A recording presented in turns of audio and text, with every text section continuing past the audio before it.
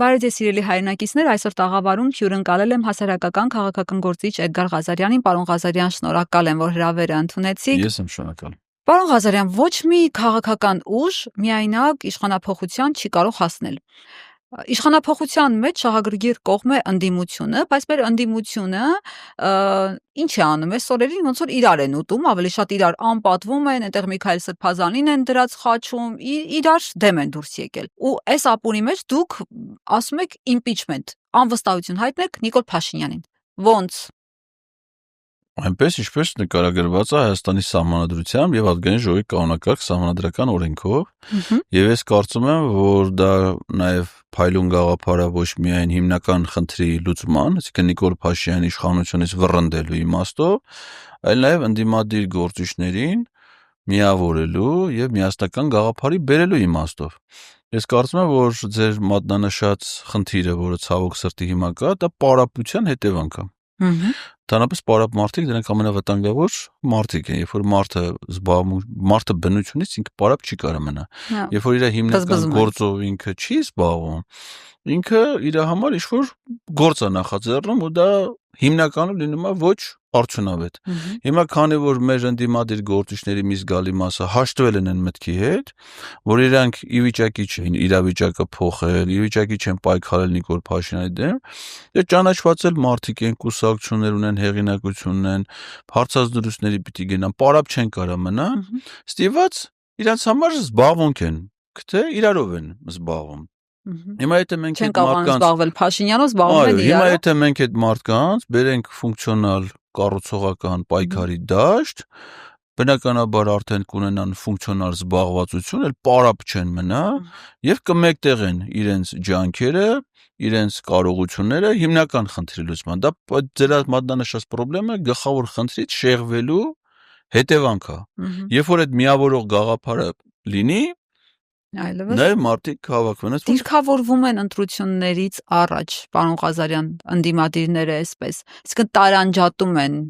ես, դու եւ այլն։ Այդպես չեք մտածում, ոչ թե պարապ են, այլ հստակ ծրագրված մարդիկ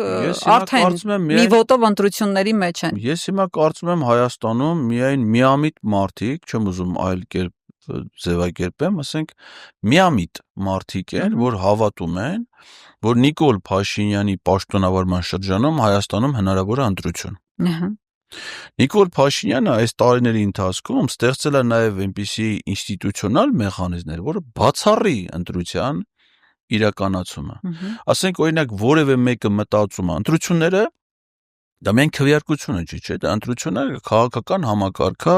որը պիտի հնարավորություն տա մարդկանց ազատ արտահայտվելու։ Հիմա ազատ խոսքի սահմանափակման բոլոր հնարավոր մեխանիզմները կիրառված են եւ դրա տուժողներից մեկը հիմա խոսում է այս պահին ձեզ հետ։ Ասենք իմ ազատ խոսքի սահմանափակում կա։ Եվ դա ես միայնակ չեմ այդ հարցում, չէ՞, ասենք տարիներ շարունակ անիմաստ որևէ հիմնավորում չունեցող վարույթով խոսքից եւ գործունեությունից սահմանափակված է Արմեն Աշոտյանը։ Բազմաթիվ այլ մարդիկ, չէ՞, տեսակետ արտահայտելու համար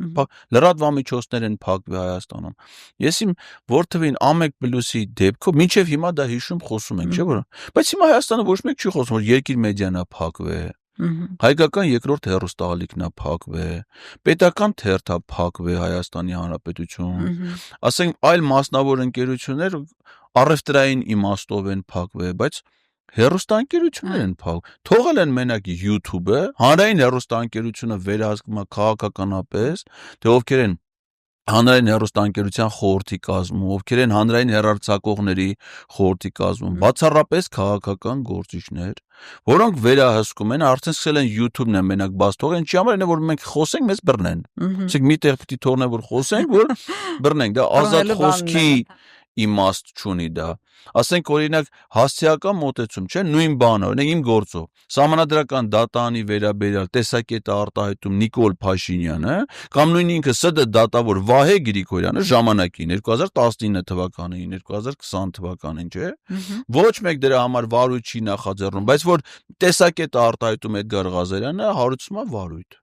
Այսինքն այս մոտեցումները լրացնելու քաղաքական։ Այսինքն եթե մի երկրում չկա ազատ խոսք, չկա ազատ մամուլ, քաղաքական դաշտը ամբողջությամբ վերահսկվում է։ Մարդիկ, ասենք, ես դա տեսա որպես ենթադրություն չեմ ասում։ Հայկ Մարությանը, երբ որ պաշտոնից հեռացնում էին, ընտրված քաղաքապետին, առանց իր կամքը, ցանկությունը, նրան դեմ, իր կամքին դեմ ընտրված մարդուն,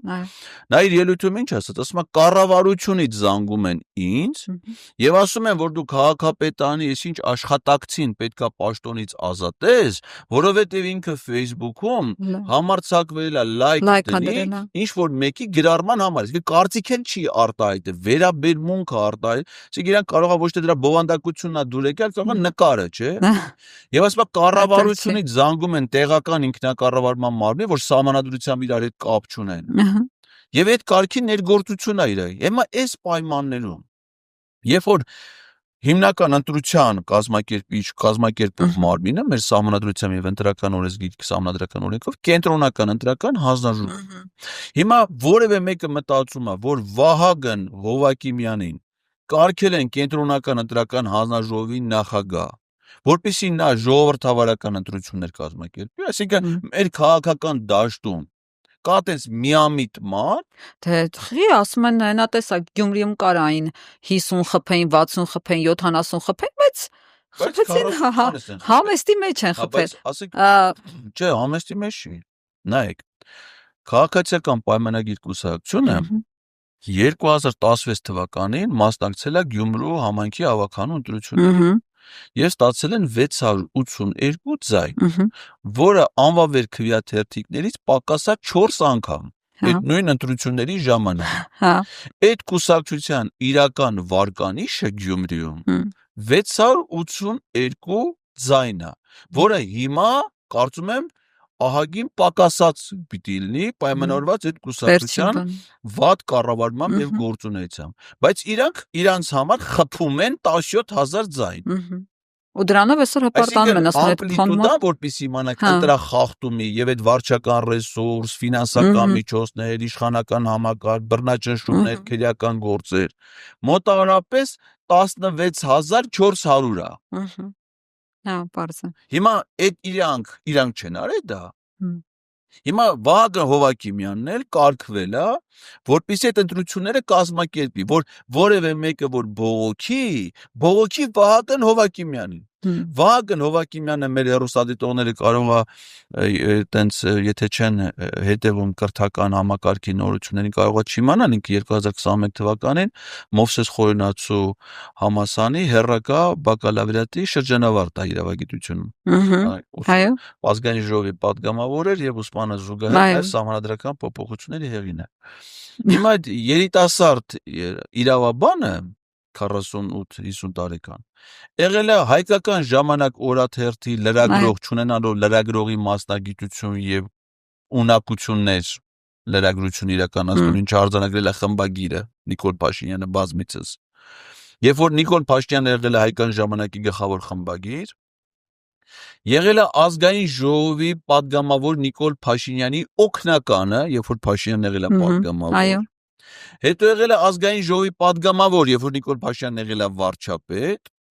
Հետո պատգամավոր եղած ժամանակ ինքը իրեն ընտրել է կենտրոնական ընտրական հանձնաժողովի նախագահ եւ իր ձայն եղել է որոշիչ։ Դեռ քվեարկության արդյունքներն են պակասելներ ինքը չէր ընտրվում։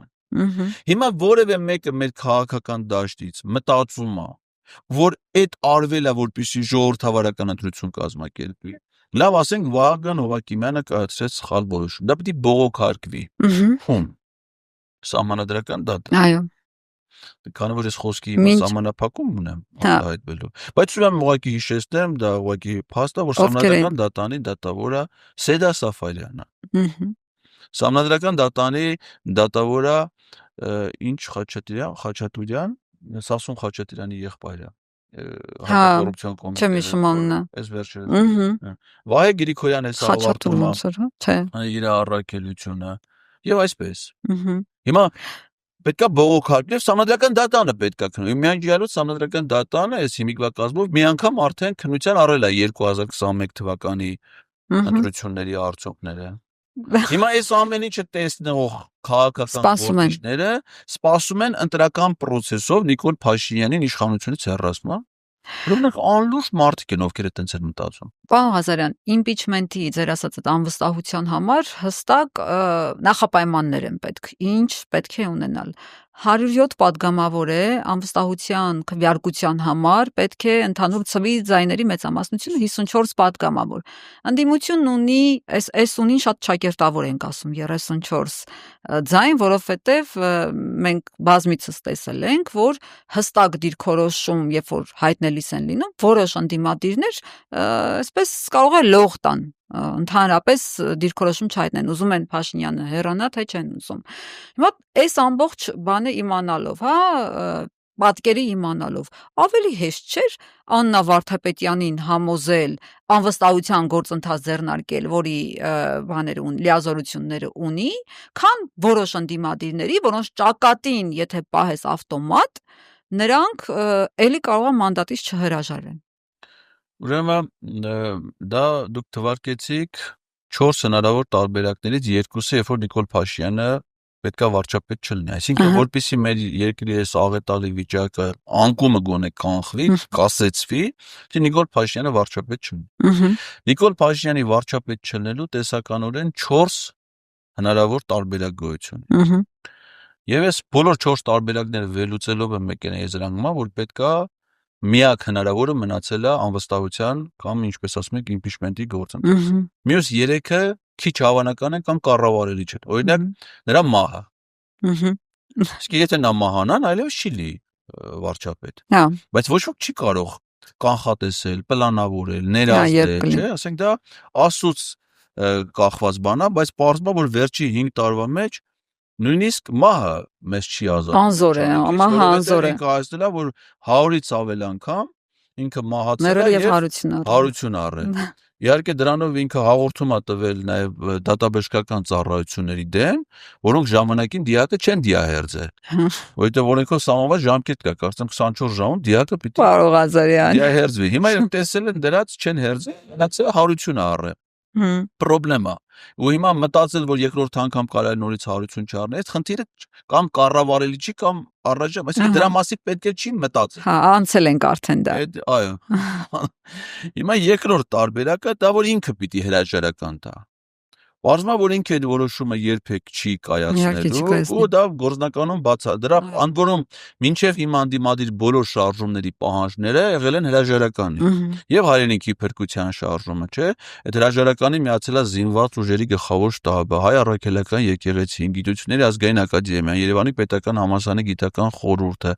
բազմաթիվ կազմակերպություններ, կուսակցություններ, ժողովուրդ, ինքը հրաժարական չի տալի։ Երրորդը ձեր ասած տարբերակն է, որ դատախազությունը նախաձեռնի վարույթ իր գործած առերևույթ բազմաթիվ հանցագործություններով, եւ եթե քննիչը դատախազը մեղադրանք առաջադրում, քննիչ իրավունք ունի իրացնել խափանման միջոցներ, որոնցից է պաշտոնական լիազորությունների կասեցումը։ Եւ դրանով կասեցվի հիմա նրան մեղադրանք առաջադրելու իրավասություն ունեցող դատախազը գլխավոր դատախազն է։ Գլխավոր դատախազը նախորդող պաշտոնը իր դատը, ինքը գլխավոր դատախազի պաշտոնում առաջադրվել է միայն քաղաքացիական պայմանագիր խմբակցության կողմից, այլ ոչ թե ընդդիմադիր կամ խմբակցություններից որևէ մեկից։ Ընտրվել է միայն քաղաքացիական պայմանագիր խմբակցության, մյուսները չեն քվեարկել։ Նախորդող պաշտոնը եղել է Նիկոլ Փաշինյանի օգնական։ Հայեցողական պաշտոնը։ Իսկ իրանց մարդն է, հույս դնել դրա վրա։ Եղել արդարադատության փոխնախարար ադրբեջանա-թուրքական հեղափոխությունից հետո։ Այսինքն Նիկոլ Փաշինյանի կառավարությունը զբաղեցրել է քաղաքական պաշտոն։ Հիմա ակնկալել ու հիմա էլ իր գործունեությամբ, այսինքն ինքը երբ որ գնում է Վազգեն Սարգսյանի ռազմական ակադեմիա ընդամենը վարպետաց դասի, ասենք հիմա մեր մի քանի իրավաբաններ, օրինակ վարպետ Անոն, բանը մարդիրավների պաշտպան Անահիտ Ուստա Անոն, ինքն էլ էր վարպետաց դաս տալի այլ համալսարանում։ Հիմա Աննա Վարդապետյանն էլ է վարպետ իրավաբան, ու երբ որ ինքը գնում է վարպետաց դասի ռազմական ակադեմիայում, այնտեղ բոլոր կուրսանտներն են ոտքի կանգնում։ Բայց երբ որ ինքը մասնակցում է կառավարության նիստի, որին ես իհարկե չեմ հասկանում, թե դատախազը կառավարության նիստի ինչի է մասնակցում ընդհանրապես, հետո դա գործադիր իշխանության աշխատանքի ձևաչափ է։ Ինքը ինչի է դրան մասնակից նախ այդ չի հասկացվում անկախ մարմնի ղեկավար։ Երկրորդը ինքն է ոտքի կանգնում, երբ որ վարչապետն է գալի։ Իհարկե դե կարող առաջիկայում նաև նամազ սահմանվի այդ նիստի ժամանակ եւ բարձրի որ պետքա բոլորը նաև թոքեն ինչ որ մի պահի եւ աղոթեն։ Բայց դա ռեժիմ չկա։ Բայց ոդքի է կանգնում։ Հիմա ակնկալել, որ ինքը պետքա վարույթ նախաձեռնի դա իրականացնի, դա կարծում եմ ֆանտաստիկայի ժանրում է։ Ֆանտաստիկա չէ, ԿՊ-ից ձայներ հավաքելը, երբ որ մենք բազմիցս դրա միջով անցել ենք։ Հիմա գալիս ենք անվստահության գործընթաց։ Անվստահության գործընթացի նախաձեռնող կարա լինի նույնիսկ մեկ падգամավոր։ Օրինակ որ դուք ասում եք, չէ, 54 կողմ ձայն, դա պետքա որոշում ընդունելու համար։ 36 ստորագրությամբ նամակ գործընթացը սկսելու համար։ Պաշտոնական է, առնվազն 36։ Դա պաշտոնական կողմ։ Բայց որպեսզի այդ 36-ը լինի, պետքա նախ մի հատ լինի, չէ։ Ասենք պատկերացրեք ֆիզիկապես այդ process-ը։ Մեկը մի падգամավոր սկզբից ստորագրում է, հետո 3 վայրկյան հետո ստորագրում է երկրորդը։ Հետո զանգում ասում են մեր մոտ սկսվել է, ելով է գալի, մենք ասում ենք սպասեք, հեսա գալիս եմ։ 10 րոպե հետո նոմա երրորդ, այսինքն ինչ որ մի ժամանակահատվածում սկսում են հավաքվել ստորագրություններ։ Բայց պիտի մի հատ լինի, չէ։ Առայժմ այդ մեկը չկա։ Այսինքն ազգային ժողովի ու կապ չունի այդ նախաձեռնության համար ազգային ժողովի կանոնակարգ չի ասում որ դա պիտի լինի ընդդիմությունից։ Դες բան չկա դե գրած։ Ու ազգային ժողովի կանոնակարգով եւ սահմանադրությամբ падգամավորների իրավունքների եւ պարտականությունների մասով, այսինքն իրանց իրավական կարգավիճակի իմաստով տարբերակում դրված չի, ինքը որ խմբակցությունից ընտրված падգամավոր է։ Կինա թե տղամարդ։ Ինչի թաթախվեմ մի գործընթացը։ Հա, բայց ինչի թաթախվեմ։ Ինչի թաթախվեմ մի գործընթացի մեջ, որ գիտեն չլինողը, պարոն Ղազարյան։ Այսինքն ոնց է չլինող։ Բա որտեղից ձայն այդքան հավաքեն։ Ասենք հավաքեցին, գործընթացը սկսեցին։ Մեկնարկեց գործընթացը, հետո ինչ է դրան հաջորդում։ Պիտի այդ վերջում գան ԿՊ-ից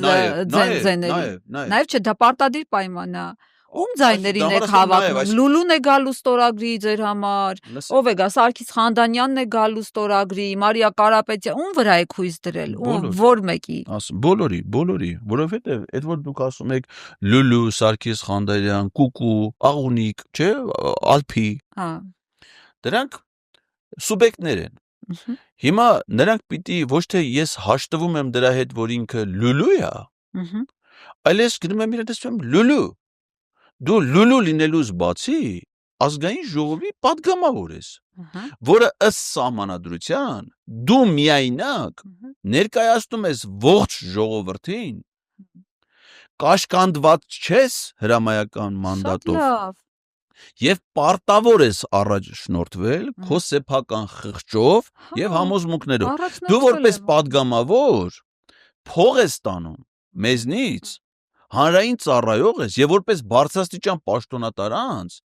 պատասխանատվություն ես կրում քո որոշումների գործողությունների համար։ Հիմա ասում եք կրում եմ մեր գլխավոր գերագույն հրամանատարին մենք ընտրել ենք վարչապետ Նիկոլ Փաշինյանը ժողովրդի ընտրյալը լեգիտիմ վարչապետը։ Ինչ ուզում եք։ Եթե նա ասում Լուլու ջան, եթե իհարկե պայմանական է, դե քանի որ Լուլու падգամավոր չկա էլ, չէ, ասենք Լուսինե Բադալյան։ Հա, Լուսինե Բադալյան падգամավոր կա։ Հա։ Մենք իր մասին չենք խոսում։ Հա, լրիվ ուրիշ։ Մենք խոսում ենք Լուլուի, պայմանական մի падգամավորի մասին, որի անունն է Լուլու։ Կամ ասենք կարանք խոսենք մի ուրիշի մասին, որի անունն է Կուկու։ Շատ լավ։ Հիմա մենք իրան ասում ենք պայմանական падգամավոր Լուլու։ Դու падգամավոր ես դարձել կուսակցության համամասնական ցուցակով։ Առանձին վերցրած քեզ ոչ ոք եւ Նիկոլ Փաշինյանին չի քվեարկել։ Քվեարկել են կուսակցության օգտին, որովհետեւ ձեր կուսակցությունը ունեցել է նախընտրական ծրագիր։ Եվ մարդիկ քվեարկել են, որպեսզի այդ ծրագրի դրույթները ձեզ բերեն իշխանության իրականություն դառնա։ Եվ վարչապետին ոչ մեկ չի ընտրել ձեզնից բացի։ Դուք ձեր կուսակցությունով եք ընտրել վարչապետ։ Ինչի որպեսզի իրագործի այն ծրագիրը, որը դուք ազգային ժողովում հավանության եք արժանացրել։ Եվ ասում է, սա խորհրդարանական երկիր է, եւ падգամավորը պարտավոր է վերահսկի կառավարության գործունեությունը եւ այդ գործունեության համապատասխանությունը այդ ծրագրին։ Եվ եթե падգամավորը տեսնում է, որ չի համապատասխանում, նա այդ անվստահության ինստիտուտը դրա համար է նախատեսված։ Հակառակ դեպքում Իրենք հոգով սրտով ընդունում են, պնդում են, որ ինչքան էլ շեղվել են ծրագրից, դա եղել է աշխարհաքաղաքական, այսպես վայրի վերումների ֆոնին, ով էլ լիներ Փաշինյանի տեղը, այդպես է լինելու, հələ ավելի վատ կլիներ, Փաշինյանը անդունդից փրկել է Հայաստանը, փրկիչն է եւ այլն, այդ էլ չաշխատեց պարոն Ղազարյան։ Չէ, դա իրանց կարծիքն է, մենք ասում ենք լուլու։ Ոնց պարտադրել, հո չեն կախելու այդ Չէ։ մարդկանց, ասեն դուք մեր կարծիքը կիսեք։ Չէ, լսեք։ Ամբողջ խնդիրը այն է, որ այդ մարդիկ այդ կարծիքը արտահայտում են ոչ թե իրենց սեփական խղճով եւ համոզմունքներով, այլ հենց այն նույն մարդու քաղաքական, վարչական, ֆինանսական, կոմպրոմատային ազդեցության տակ, ումից իրանք չեն կարողանում ազատվել։ Այսինքն ուզում են Փաշինյանից ազատվեն, ուղղակի ուրիշ շանս չունեն։ Հովիկ Աղազարյան։ Մենք ունենք, չէ՞։ Մենք ունենք Հակոբ Ասլանյան, այսինքն որ պոկվեցին։ Այդ մարդիկ ողջ են։ Այդ հուշարձանները հիմա կենթանի հուշարձաններ են ժամանակակից հայ քաղաքական մտքի։ Եվ իրանք կան, եւ իրանք այդ խմբակցությունից ինչի պոկվեցին։ Որովհետեւ դուրս եկան այն մոնոլիտ ազդեցությունից։ Չի ասում, գիտես ինչ, ես WhatsApp եմ գրել քեզ։ Բովանդակություն չգիտեմ Գելարադդ քաշի չէ ուրիշ բան ինչա գրել։ Բայց ամենայն դեպս լավ բան չի գրել։ Բովանդակությունները, որ ինքը պիտի մանդատը վայր դնի, դրա մասին խոստովանել են։ Այդ հաղորդագրությունից падգամավորի կարգավի մի շատ մարդիկ են ստացել եւ քաղաքական պաշտոններ եւ անկախ մարմիններ եւ այլն։ Падգամավորներից ստացել են 2 հոգի։ Նարեկ Զեյնալյանը եւ Հովիկ Աղազարյանը։ Նարեկ Զեյնալյանը ընդունում է այնպիսի կեսվածք, ինչպես որ Հովիկ Աղազարյանի օբյեկտները եւ գրում է դիմում։ Այսինքն դες բանը չաներ, եթե սահմանադրությամբ ենք առաջնորդում, Նարեկ Զեյնալյանը կարա անվստահություն նախաձեռնի վարչապետին, այ վարչապետը չի կարա Նարեկ Զեյնալյանի մանդատ դնելու պահանջ ներկայացնել։ Դա սահմանադրության տապալում է սահմանադրական կարգին։ Բայց Նարեկ Զեյնալյանը գրում է ու հետո գլուխը կա ոչ խոսում է, ոչ ձենանում եւ իրանը հիմա առաջարկվում է գոհ է նոր Գրիգոր Լուսավորիչ բժշկական կենմիավորման ղեկավար, որի ամսական աշխատավարձը կլինի 5 միլիոն դրամ։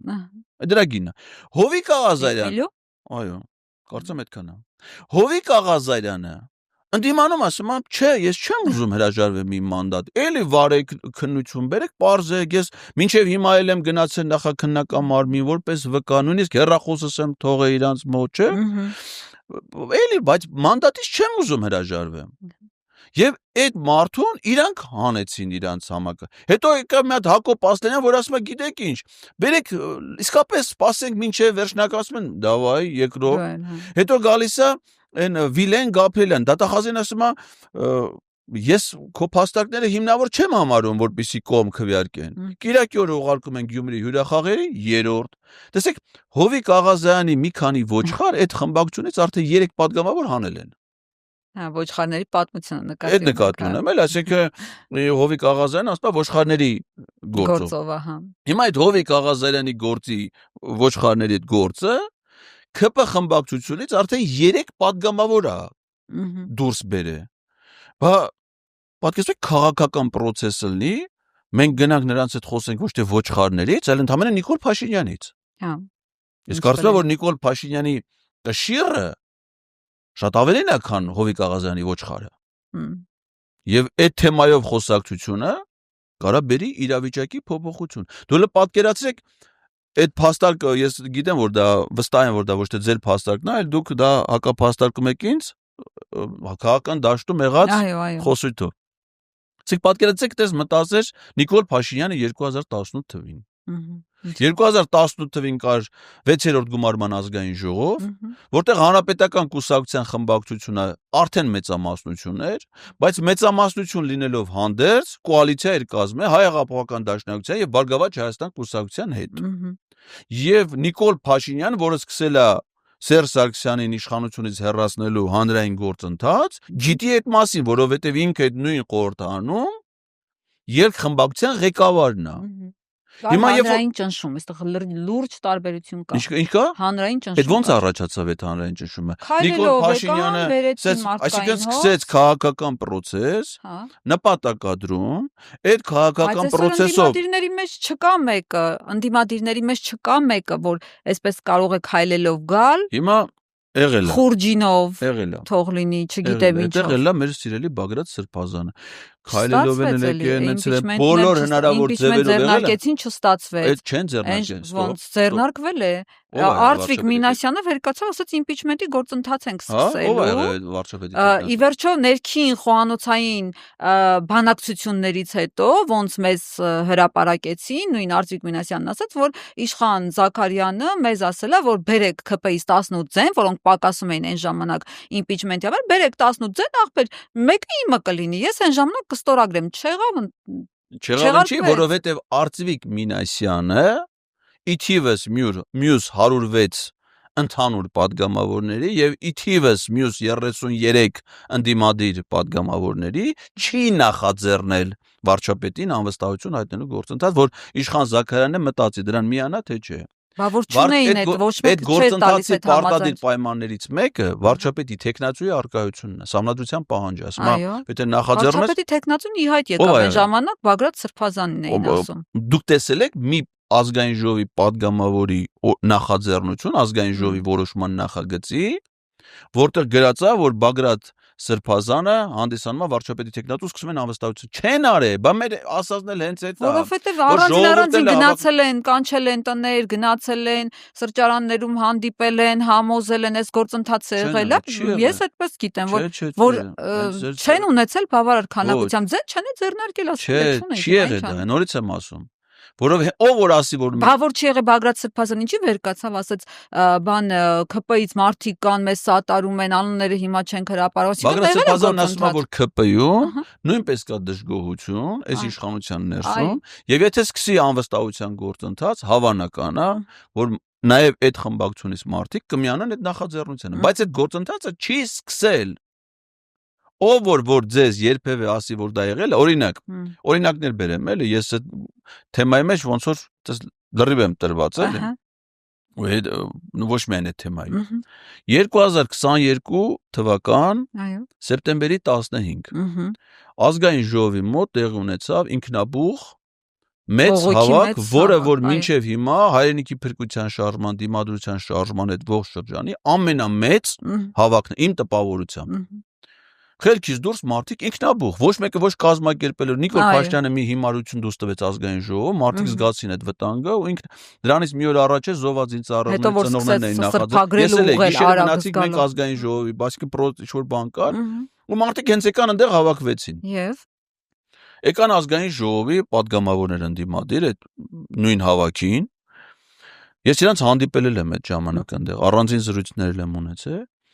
Սա եթե հիշում եք հիմա եթե մարդիկ հիշում են Էդգար Ղազարյանը հելավ երբ մարդկանց ճամփեր Կարին Տոնոյանը հելավ մարդկանց ճամփեր այդ երկուսին հիշում են բայց ոչ մեկ չի հիշում որ այդ հավաքին ելույթ ունեցել Սեյրան Օհանյանը Հայաստան խմբակցության ղեկավար Իշխան Սաղաթելյանը Հայաստան խմբակցության падգամավոր դիմադրության շարժման համակարգող Հայկ Մամիջանյանը պատիվ ունեմ խմբակցության ղեկավար Հայաստան դաշինքի падգամավոր են ժամանակ Գեգամ Նազարյանը Հայաստան դաշինքի падգամավոր Արամ Վարդևանյանը։ Չգիտեմ, այն խոսացողի պակաս չի էլ որ իրանք չէ, այդ իրանց հետ կապ չունի։ Այդ ոնց որ մնացածները նենց էլ իրանք երկու անգամ։ Ես եմ խոսել երկու անգամ Արամ Վարդևանյանը։ Մի անգամ է, այսինքն եթե Սեյրան Օհանյանը ուզեր 3 անգամ խոսել, 3 անգամ կխոսեր։ Այնտեղ դե սահմանափակում չէր կառավարվում այդ արտակերպը։ Ինչ ասեցին, սկսեք վարչապետին անվստահություն հայտնելու գործընթաց։ Եվ падգամավորները մեր բոլորի աչքի առջև երկու խմբակցության, բոլորն ընդեղ էին, կանցնես առանց բացառության, մտան ազգային ժողովի շենք։ Այն մեր ժողովրդի հասարակ դրսում էինք, այն սպասում։ Որպես պատվիրակված արդեն անդամներ, ժողովրդի ասում են, մինչև այդ ինչ էին ասում, չէ՞, նույն մեր հարգարժան Իշխան Սաղաթելյանը դիմադրության շարժման հանրահավաքը 2022 թվականի օգոստոսի 12 Մինչև իմ նախաձեռնած հանրահավաքը։ Ասաց, որ օգոստոսի 2-ից արդեն առաջացել է վարչապետին անվստահություն հայտնելու իրավական հնարավորություն, եւ մենք դրանից կօգտվենք, եթե փողոցում լինի աջակցություն։ Հիմա փողոցում աջակցությունը կա, մարդիկ հավաքվել են, թեման կա, վարչապետը շեղվել է ծրագրից, իրանք գնացին ազգային ժողովի շենք, որպեսզի սկսեն այդ գործընթացը։ Որոշակի ժամանակ մնալուց հետո հրապարակա վերադառնում Արամ Վարդևանյանը Հայաստան խմբակցության падգամավոր եւ երկու խմբակցությունների անունից հանդես է գալիս հայտարարությամբ,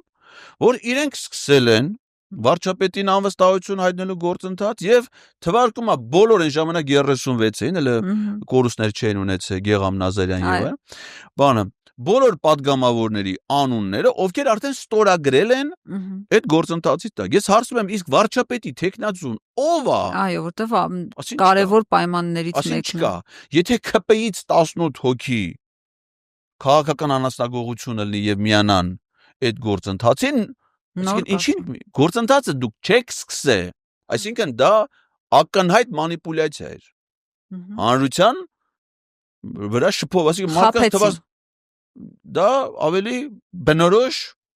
ձևակերպումն է, որ դուք տվեցիք, որ ես խուսափում էի։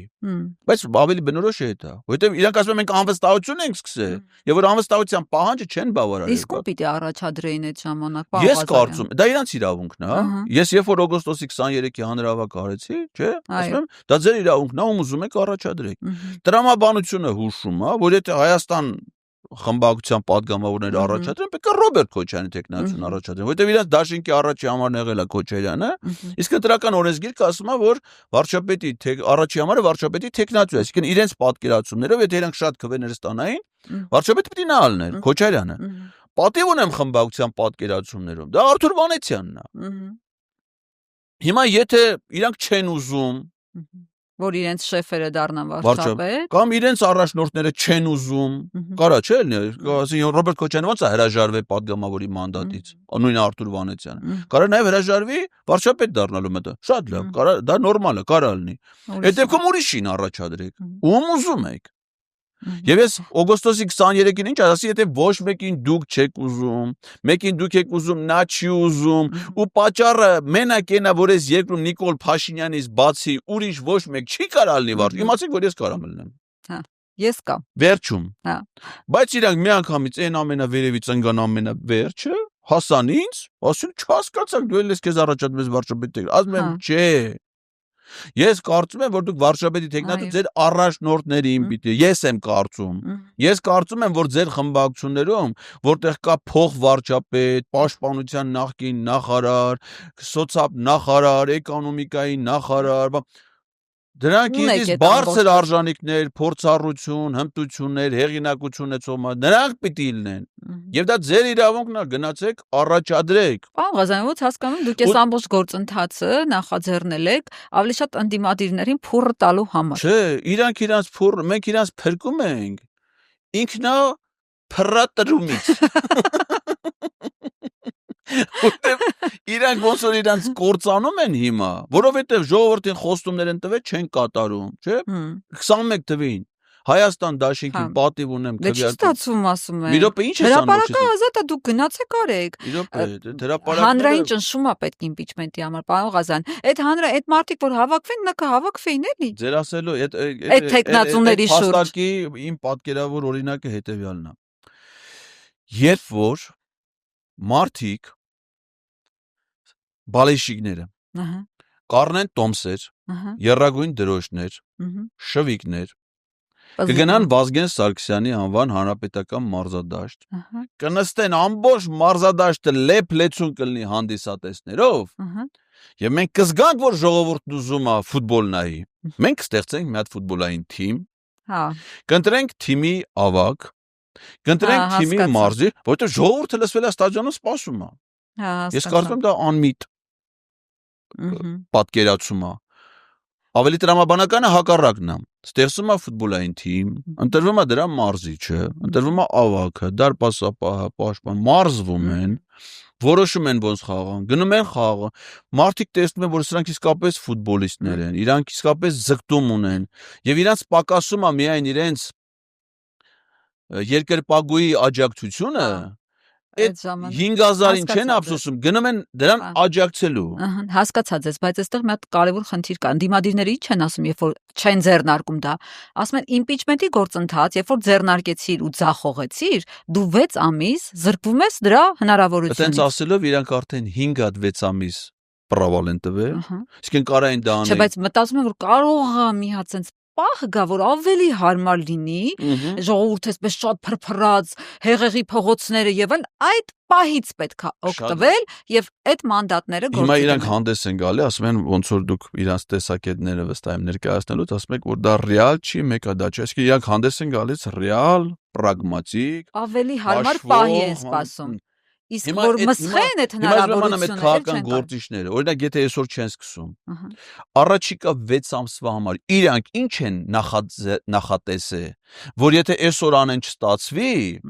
իրանց օրինակ մայիսի վերջի ծրագիրը կարող է դրանից խափան։ Ոչ մի բան չունեն, ոչ մի բան։ Ու այս ասելով 5-6 ամիս արդեն պրավալ տվել են։ Ես ասում եմ ձեզ մնացել է մինչև 26 թիվը 3 հնարավորություն։ Հիմա եթե լավ անում եք, ասենք այդ պրագմատիկ դատողություններով լուլուն, կուկուն, շուշուն չեն միանում ու չի ստացվում։ Ինչ եք կորցնում։ Ըստ էության ոչինչ չեք կորցնում։ Մեկը Փաշինյանը մնում է վարչապետ, չէ՞։ Որ չեք նախաձեռնում, էլի է մնում վարչապետ։ Ավելի է ստանում ժողովրդին հիասթափության։ Չէ, հակառակը։ Ասում եմ, հենա հանում եք փողոցները լցնում ենք, չի ստացվում, ասում եք տարակ տուր արեցիք, ոչ մի բան չարեցիք, ժողովրդի ռեսուրսը վատնեցիք, մաշացրեցիք փողոցներում, լցրեցիք բանտերը, բանալեք։ Բա ասում են, այս անում ենք բանը։ Հիմա ոչինչ չենք ձեռնարկում, էլի մեղադրում եք։ Այդ ձեր ասածը, որ հանել են փողոց, ճամփել են տուն, ֆանարիկ, այդ արտահայտությունները կա, ֆանարիկ, այդ ֆիթնեսը, բան չէ։ Դրանք եղել է այդ արդեն իրանց արածներն է։ Այսինքն իրանք պիտի համոզվեն, համոզված լինեին, որ եթե քաղաքական նպատակադրում չունեն, իրենք քաղաքական process չեն գեներացնում, ես որպես իրանց փողոցի աջակից չգիտեմ իրանց ինչին պիտի աջակցեմ։ Իսկ երբ որ իրանք նպատակադրումը դրել են, մտել են պարլամենտ եւ ասում են Էդգար, դու էլ արի, քեզնից ոչ մի բան չենք ուզում։ Կանգնի միայն ազգային ժողովի դիմաց։ Պետք չի որ դու ազգային ժողովի ճաղերը ջարդես մտնես ենք։ Մենք շենքում ենք։ Ստե գալու կարիք չկա։ Գլխականակ։ Մարդկանց ուժ, ներկայություն, հոգևոր ուժ, որ այն լուլուն ճախրելուց եւ կուկուն տեսնի որ ամբողջ ժողովուրդը այդ գաղափարին աջակցում է, որ ինքը այդ ժողովրդին հաշվետու սահմանադրությամբ նրան ներկայացնող падգամավոր WhatsApp նանջատի, ասի դու իմ գլխի հետ ես խաղում ու որոշում կայացնի։ Բայց այդ մարդը որ գա, պիտի իմանա ինչի համար, դա համար ես ասում եմ, impeachment-ի գործընթաց առանց հանրային աջակցության դժվար է պատկերացնել։ Բայց մարդը դուրս չի գա փողոց, եթե դու քաղաքական process չունեք։ Եթե ձեր քաղաքական պահանջը մինչև հիմա հրաժարականն է, դա արդեն ապացուցել է իր անարդյունավետությունը։ Դա դրանով այդ հարցը չի լուծվելու։ Սկսեք անվստահության գործընթաց ու կտեսնեք թե ոնց է փողոց գեներացվում։ Չեն անում, ինչ եք եզրակացնում դրանից։ Ուրեմն մի եզրակացություն կա, որ իրանց կարգավիճակով, իրանց գաղափարական կարգավիճակով չեն տարբերվում Նիկոլ պատգամավորը։ Դավաճան են, տականք են, SN են։ Ուղղակի անվերապահ աջակցություն են ցուցաբերում, քաղաքական թիմի մաս են։ Հա։ Ուղղակի ասենք քաղաքական թիմը ոնց է, աշխատանքի բաժանում կա, չէ՞։ Դու մեզ պիտի գովես, դու մեզ քննադատի, դու սուս մնա ընդհանրապես դեր չէ, դու մենակ քննադատողի դեր։ Հա, դուք էլ քննադատեք։ Աշխատանքի բաժանում կա։ Եթե տենց չի, թող իրանց գործողություններով ցույց տան, որ տենց չի։ Պարզ է։ Ուրիշ թեմայի հետ կապված, պարոն Ղազարյան, գրառում էի կարել Աննա Հակոբյանի, Ավտոշարասյան վթարի հետ կապված, ինչ վթարի մասին էր խոսքը, տուժողներ եղել են, չեն եղել, ինչի մասին էր խոսքը։ Ես տեղեկություն եմ ստացել Կապանից, ինձ համար վստահելի մարդուց, որ Աննա Հակոբյանի մեքենաների շարաշյունը, պարզվում է, որ Աննա Հակոբյանը ոչ թե հանրային տրանսպորտով է երթևեկում, չնայած որ իրանց պաշտոնավարման շրջանում դա շատ լավ է բարելավված, շատ թանկ եւ որակյալ, բայց ինքը երթևեկում է Lexus-ով, նոր առած 2023 թվականի, եւ նաեւ իրեն ուղեկցող մեքենաներն էլ ոչ պակաս արժեքավոր, ասենք ընդհանուրը մի քանի $100,000 իր շարաշյունն է ուղեկցում։ Եվ այդ իրան քիչ է, մի հատ էլ ոստիկանական մեքենա էլ պետք է շարաշյունը ուղեկցի։ Ու ինչի համար, որ ինքը գնում է Մեղրի տգետների դպրոցում լեկցիա կարդալու։ Նիկոլ Փաշինյանն էլ է միջալոց գնաց այդ ճամփի որ կապանում կանգնել այդ ընդհանրապես միջոցառումը գլխավոր նպատակը կրթել իրանց ամուսինների հիմնադրած քանի որ իրանք 7 տարվա մարրջնի տգետներ են հնեցված փորձառու իր խոսքերով տգետներ ըստ իր գնահատականների հիմա բացել են տգետների դպրոց որպիսի հաղթահարեն տգիտություն այսինքն Հայաստանում ովքեր որ տգետ են գնում են այդ դպրոց օրինակ ես ընդ գնալու կարիք չունեմ որովհետև ես երկու գիտության մեջ գիտական աստիճան ունեմ բայց քանի որ իրանք բարձրագույն կրթություն չունեն կամ բանը իրանք որպես պրոֆեսիոնալ տգետներ կրթում են մյուս տգետներին մի տղա ունեն բարձրագույն կրթություն չունի մի երեխու չեն կարացե մարդու կնիկ տան բարձրագույն կամ գոնե արհեստի ասենք եղունգ սարքել սովորել այսօր մի տեղ նստեր աշոտիկը մեկի եղունգը սարքել իր փողը ստան արհեստ էլ չունի այդ երեխուն կրթություն չտված մարդիկ դպրոց են բացել մյուս տգետներին որ կրթեն Այն է պարզումա սա սխալը վսկի չգիտեն այդ խոսքը Վանո Սիրադարյանն ասե թե Հրադ Մաթևոսյանն ասե թե սխառնա խուռա մենակ են բանի նման են միկրոֆոնը sense խփած սբիս բեմա դուրս գալի Աննա Հակոբյան հետո բեմա դուրս գալի Նիկոլ Փաշինյանը sense Steve Jobs-ը ներկայացնում iPhone 13 է sense մի հատ պրեզենտացիա sense ամբողջ մարզերով հյուրախաղերի են էլի Հիմա այդ հյուրախաղերը մեղրիում է տգետների ու Աննա Հակոբյանը գնում է անդե ու ոստիկանությունը պիտի ուղեկցի նաև ու այդ ուղեկցող մեքենան վթարի է ենթարկվում ըստ ականատեսների ու այդ շարաշյունը նույնիսկ չի կանգնում որ ասենք իրենց ուղեկցող ոստիկանա չէ վթարի է ենթարկվում կարող առողջական խնդիր ապրի շտաբ մանավանդ պետական պահպանության ծառայությունը որ այդ մեքենաները շահագործում է իրենք վստահ են որ ունեն ոչ միայն ատրճանակ Աննա Հակոբյանի թանկ կյանքը հայ ժողովրդից պաշտպանելու համար, այլ նաև գոնե բժշկական միջոցներ, դեղ ունենան վստահ չեն կանգնում որ օգնություն ցույց տան կարող է ոնց որ Սոնայի ժամանակ պրոտոկոլային ինչ-որ բանից ուշանում էին այդ ասենք ջարդին անցան հիմա ասենք թե մի հատ հղիկի մի անգամ մի հատ հղիկին կարա մահանա մի անգամ կարա մի հատ ոստիկան լինի մի անգամ կարա մի հատ այ քեզի բան հիմա իր այդ ընթացքը դեպի տգետների դպրոց պիտի խափանվի 3 րոպեով ինչա թե կանգնեն արդեն ասեն խո մարդ չի մեռե այ քեզ բան ես կամ մարդ որ պատերազմում մեռել է Աննա Հակոբյանը քաշելա որ մի հատ էլ ավտովթարից մեկը վիրավորի դրա համար ով քաշի Դուք հաճախ եք անդրադառնում Աննա Հակոբյանին իր ոյաժներին գործուղումներին չեք սիրում Աննային ոչ այդ պայմանավորված է իր աննախադեպ ակտիվությամբ որը ոչ միտեղ նախատեսված չի եւ ապօրինի է եւ ծախսատար է վարչապետի ապագա վարչապետը այ երբ որ լինի վարչապետ դրա նկատմամբ կլինի վարչապետի տեխնատու բայց քանի որ ինքը Եսնամ ինչա Որտեվ ոչ է կնիկն է պարզում ամուսնացած էլ չեն Հա ամուսնացած չեն Ոչ եկեղեցով ոչ ԶԱԳՍ-ով Եսնամ ով է ու ինքը ասենք թե ստանձնել է իր վրա ֆունկցիաներ պետություն կառավարելու մենք նաև նախադեպեր ենք տեսել որոնք այլ պետությունների պատմությունից որ այդքան հաճելի չեն ասենք օրինակ Ելենա Չաուշեսկի որը իդեպ նույնպես չուներ բարձրագույն կրթություն, բայց գլխավորում է Ռումինիայի գիտությունների ազգային ակադեմիան։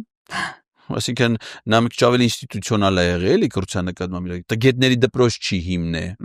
Ասենք ղեկավարել է դարել է Ռումինիայի փոխվարչապետ։ Հիմա նրա այդ աննախադեպ ակտիվությունը, որը նաև իր մեջ կոռուպցիա է պարունակում, հանրային միջոցներ, չէ՞, ասենք Աննա Հակոբյանի սպասարկող մեքենան ավելի թանկ ու շքեղ, քան ցանկացած նախարարի։ Ասենք ով է ինքը էլի։ Ինչի համար։ Ուրեմն մենք տեսել ենք, եթե պետության ղեկավարի կինը չի, ըստ դիվանագիտական արարողակարգի մասին օրենքի, դիվանագիտական աստիճանակարգի ամենաբարձր աստիճանին հանրապետության նախագահն է։ Որի կնոջը ոնց որ ոչ մեկ չի տեսել։ Բայց Փաշինյանն ասում է, տեսեք, ասում է հիմա իմ կինը ակտիվ է ու դրա մեջ վատ բան չկա։ Ինչ պետքա կինը անպայման խոհանոցում լինի, լվացքանի ճաշեփի։ Այդ հանգստացնելու ֆունկցիան իրանն է, որ իր կնոջը ինքը պիտի կարգի բերի, որ եթե նույնիսկ իր մոտ ցանկություն առաջանում ակտիվանալու, ամուսինը պիտի նրան հանգստացնի եւ ասի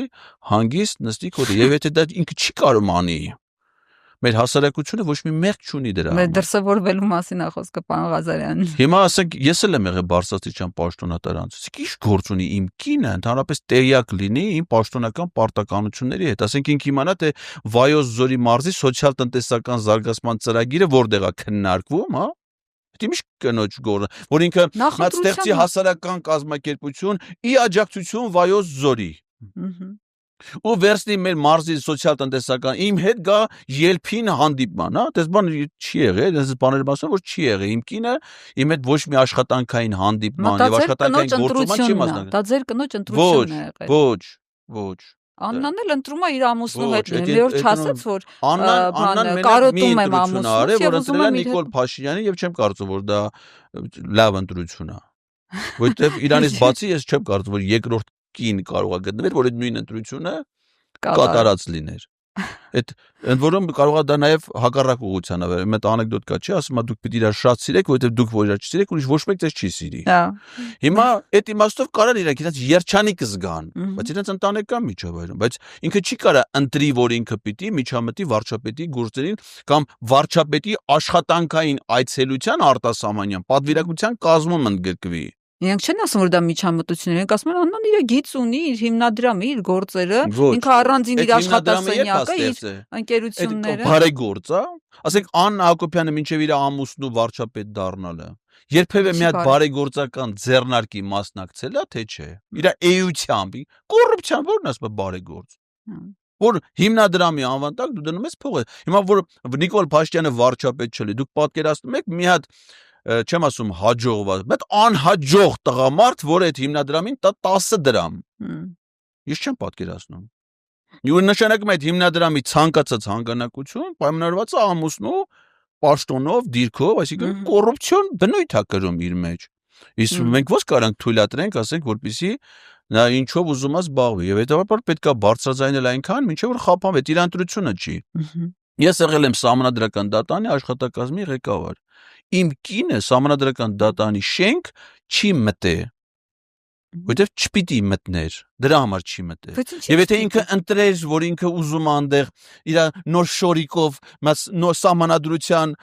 եւ այն արձանի մոտ նկար ունենա, ու մի հատ էլ մենք իրար հետ։ Այո, ինչ։ Իմ խնդիրն է դա խափանել։ Իհարկե իմ կինը այնքան գիտակից է, որ նրա մոտ նույնիսկ այս ցանկություն չի առաջացել, բայց եթե նույնիսկ առաջանար, դա կխափանվեր շատ կարճ եւ օպերատիվ ձևով։ Թե պարոն Ղազարյան, իրենք ասում են իրենք շատ թափանցիկ են, դրա համար իրենց օրվա նախաճաշը, տոլման, նասկիները, բազմոցի վրա պարկելը, ֆիլմ դիտելը, ամեն ինչ հրապարակային են անում, սա ընտրության հարց է։ Դա ընդամենը մի րոպե։ Ասենք երբ որ Աննա Հակոբյանը Ալեքսեևսկի խտացրած կաթով տոլմա է պատրաստում, որտեվ չեք տեսել պարագաները որ դրած, այո, այնտեղ միս բան սմբուկ բան այդ ամեն ինչի հետ դրած է նաև մի հատ խտացրած կաթ Ալեքսեևսկի։ Այդ տոլմայի շադիրեք է։ Այո։ Դա նշանակում է որ դա ընդամենը իրանց տան խոհարարին խնդրել են մի պատ դուրս գա սրահից, որպեսզի իրանք այդ մի րոպեանոց ֆիլմը նկարեն, գցեն TikTok։ Իսկ երբ որ լրագրողական հարցում արվում, ասում են պետական ամառանոցային տնտեսության աշխատողների հաստիքացուցակը։ Տվեք, հա, չեն։ Մեզ կտակ հաստիքացու անուններներ չէ, որ ասեք անձնական տեղեկություն։ Որպեսզի մենք իմանանք, թե Նիկոլ Փաշինյանի միայն իր առանձնատանը քանի խոհարար է աշխատում։ Քանի մատուցող միայն առանձնատանը։ Դա չեն ասում։ Դա չեն տալի։ Ասում են կասեք ինչքան գումար է, օրինակ հիմա իրանց 1 օրվա համար կառավարական ամառանոցից ծախսում է 1.700.000 դրամ։ Մարդիկան աշխատում են, չէ՞, յուրաքանչյուրը հիմա որ աշխատում է, կարա հիշի, թե ինքը ամսեկան իհարկե 25 աշխատանքային օր առավոտը շուտ արտանալու, պրոբկեքով գործի գնալու, պատասխանատու աշխատանք,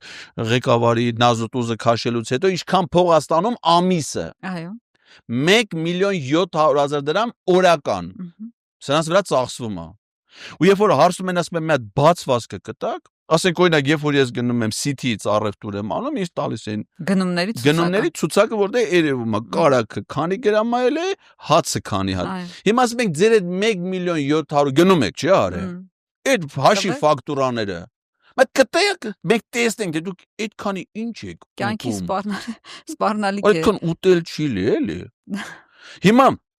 ասում են դա գախնիկ է։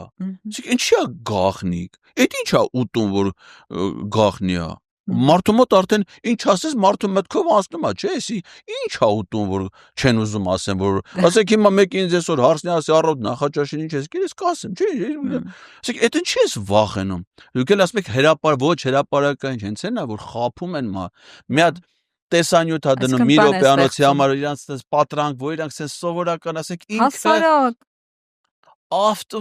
հեծանիվ քշող հեծանվորդ Դաժե ասենք թե որ ցեխը տենում է աբարանի լեռներում, հեծանիվը թողնում անգնում մեջը։ Այնքան հարազատ, ասեք վերջ իր միջավայրը գտավ էլի, հեծանիվը դլղ ցեխի մեջ։ Այսից հարասը, բայց ասենք հələ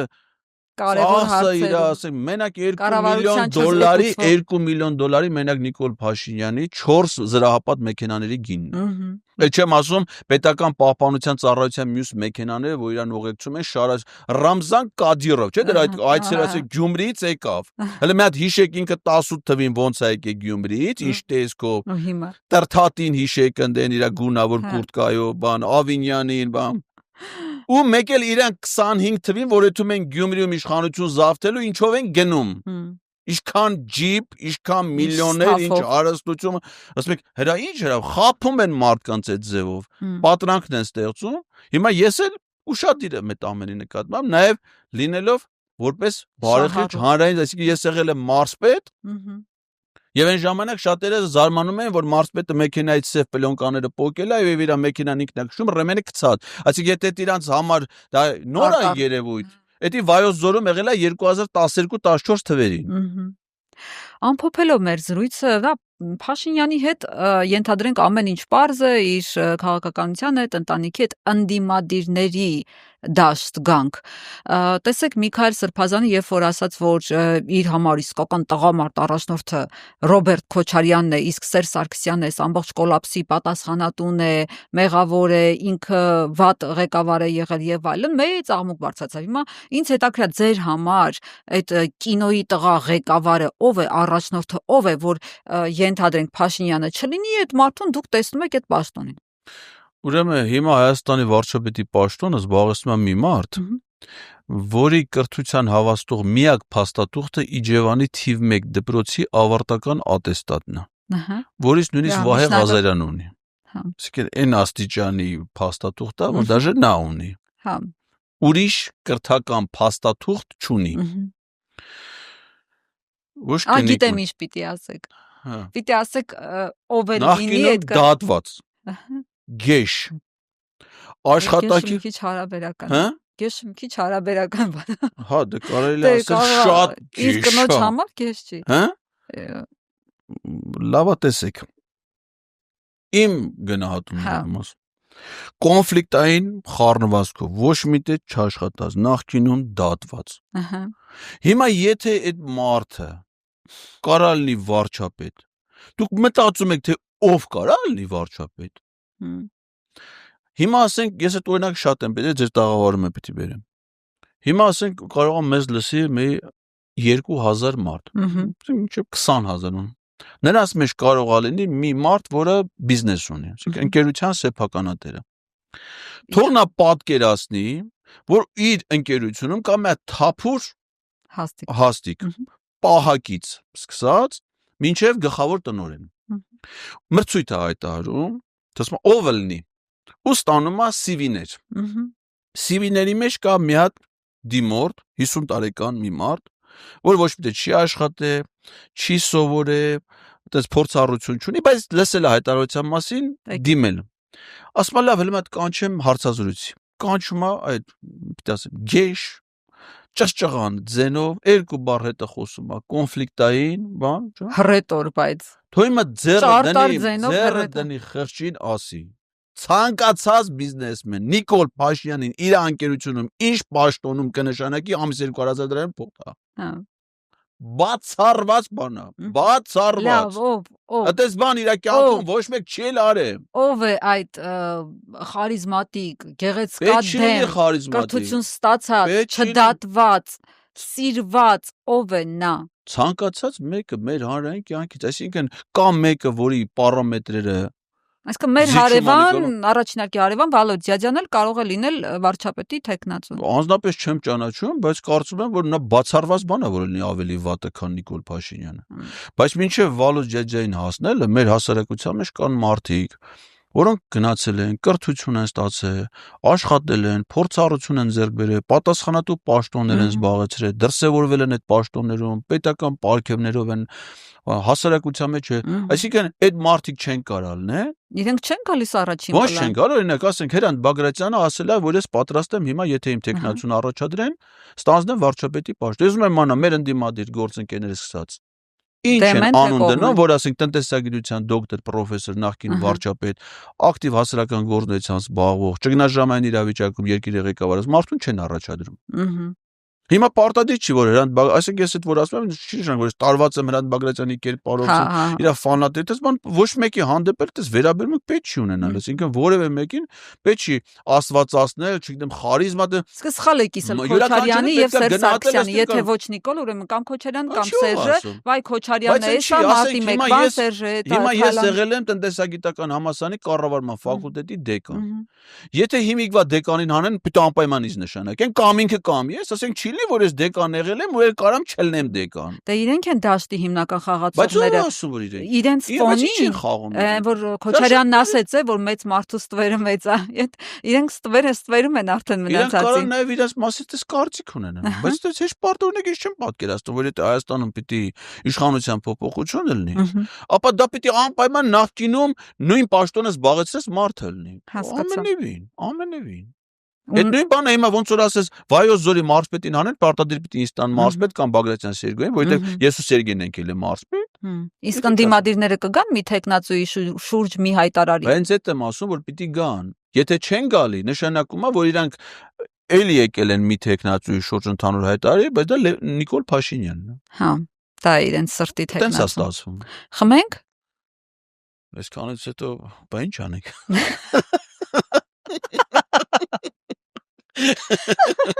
Միակորգություն մեր երկրի կենացը խմեցինք